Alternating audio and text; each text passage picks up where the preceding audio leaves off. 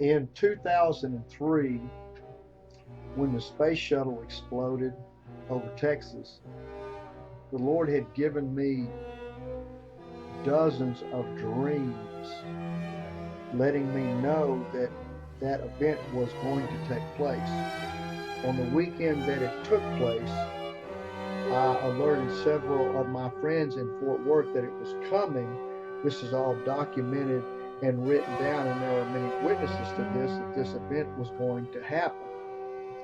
The reason that the Lord signified it this way with me was that what was fixing to come, the invasion of Iraq by President Bush, was going to signify the shuttle explosion, what was about to happen to the United States of America, that the horse and the rider were to fall into the sea. The explosion of Columbia, just like Challenger, they both happened during the Fort Worth Stock Show, which is the major #1 event, quote, in the world, in America, about the greatness of the cowboy, the cattle, the strength, the money. God was showing that America was going to be brought to her knees. We have been in a down-slidden position ever since Jimmy Carter started the Camp David Accord, which showed behind closed doors that uh, his ways were devious and he really wasn't for Israel. His true colors through the years showed what Jimmy Carter had up his sleeve, and every president since that time, that their dealings were not to bless Israel, but to bless themselves at the cost of Israel. One of the principles that I have learned in life is that you reap what you sow, but even as great as that is that when you dig a pit for Israel and set a trap for Israel, that you will fall into that trap. Around the time that we invaded Iraq, I had a dream. The dream was that I saw a soldier standing with a rope in his hand.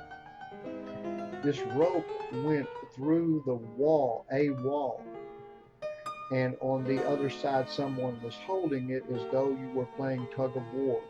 Interesting, the word war. All of a sudden that rope was jerked, and that American serviceman went through the wall.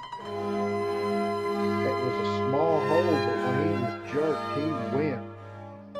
And when he got through the other side of the hole, lightning, gunfire, loud, thousands of bullets. And he started screaming, "What have I done? What have I done?" Today we're setting on the 13th of September, and for the last couple of days, the ambassador of Libya has been murdered. Marines have been murdered. The Middle East is on fire. And America is being turned upon. Ever since we went into Iraq, we have been giving the Middle East military, radicals, and government armies the best military equipment, the bullets, teaching them to have good militaries and be police. But the Lord was showing all along that one day they were going to turn on us. And why? Because of our foolishness setting traps for Israel. That one day, as Jeremiah 50 and 51 explains about Babylon, that a snare, a trap has been set for you and you are unaware. Another dream that I had during that time was that I saw President Bush sitting in a room in a chair. There was nothing in that room at all.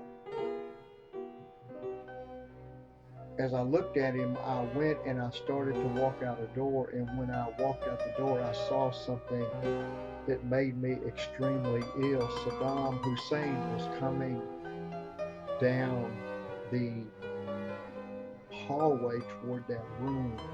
where George Bush was sitting in that chair.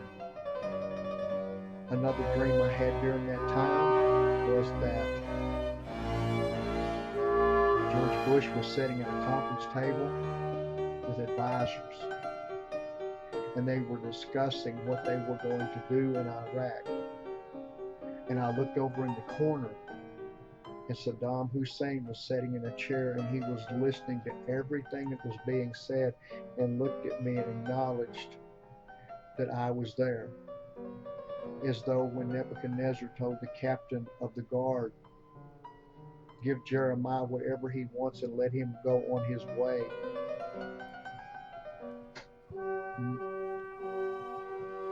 Saddam knew that I knew. The Bible says that God does not do anything without first telling his prophets. That he always leaves a witness for himself. Something that's really interesting and heartbreaking at this time.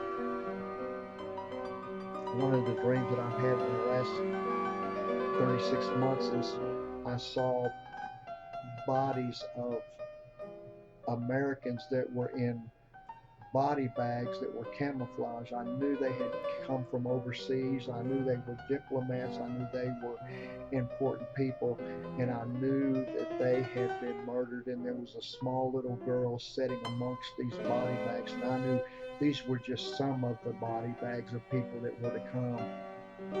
And I have a little small Jesus blanket about the size of a child's blanket, I guess.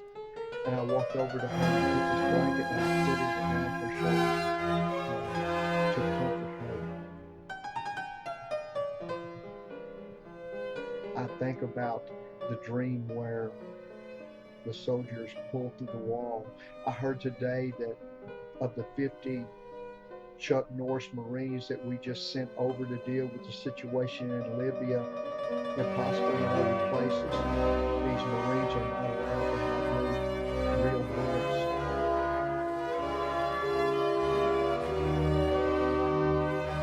How sad that these men would die because of the sins of this nation.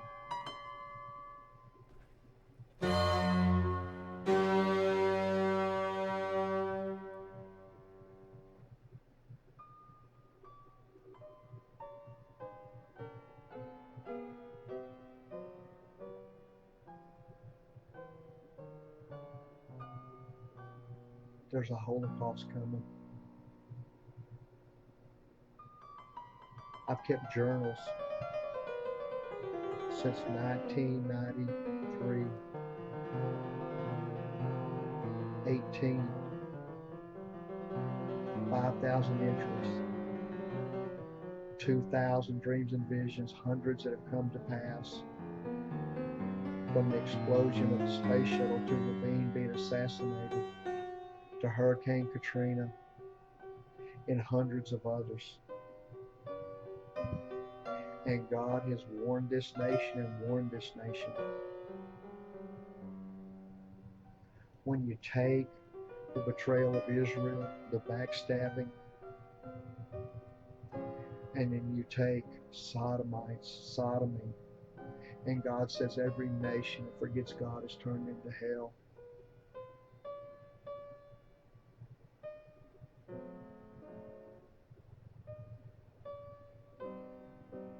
I need to tell you one more dream. I dreamed that I was in a very large room with many men. I could not tell you how many. But there was a door, and there was a woman at the door, like a receptionist. And men would go through that door.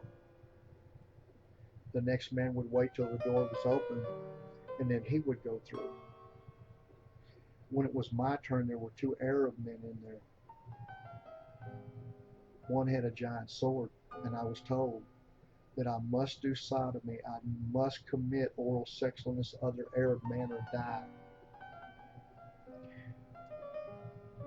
At that point, I grabbed my ankles and I bent down like, say, my father was going to give me swats. I couldn't get out of it.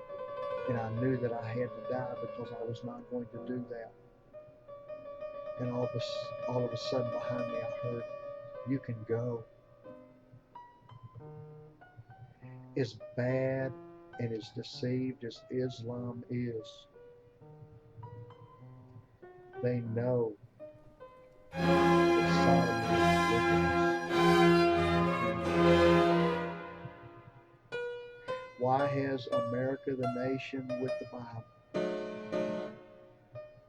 Jews and Christians alike, turned against their Redeemer, their God, the real God, and came to that which is not God? God will save the remnant. God is faithful. Cry out to Jesus. Ask for mercy.